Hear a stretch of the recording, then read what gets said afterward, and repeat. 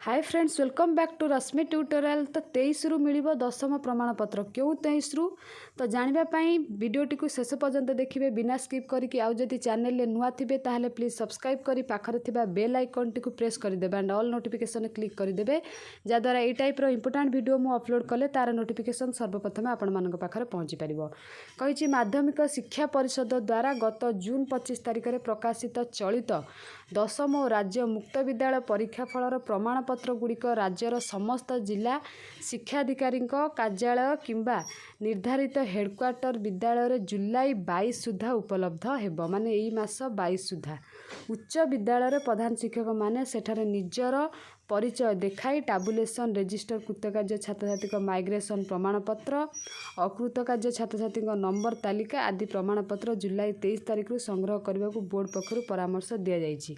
सेहीपरि मध्यमा छात्र छात्री प्रमाणपत्र एक सप्ताह पर प्रदान करा मात्र समस्त कृतकार्य छात्र छात्री मूल प्रमाणपत्र ओरिजिनल सर्टिफिकेट जुलाई 30 तारिख में हेबाकु थिबा ऑफलाइन मैट्रिक परीक्षा फल प्रकाशन पर प्रदान करा आपण मानकर ओरिजिनल सर्टिफिकेट मैट्रिक ऑफलाइन परीक्षा पर आपण मानकु दिया जिवो। एबे आपण मानकु खाली माइग्रेशन सर्टिफिकेटा दे दिया जिवो।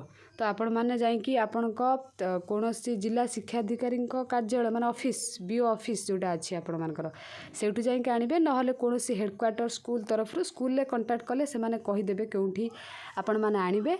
आ आशा करूची आज रो न्यूज़ टी आपण मानकु बहुत हेल्पफुल हेतिबो। जदी भी हेल्पफुल हेतिबो ताहले लाइक करिवे विथ निज फ्रेंड्स मानक सहित शेयर करिवे।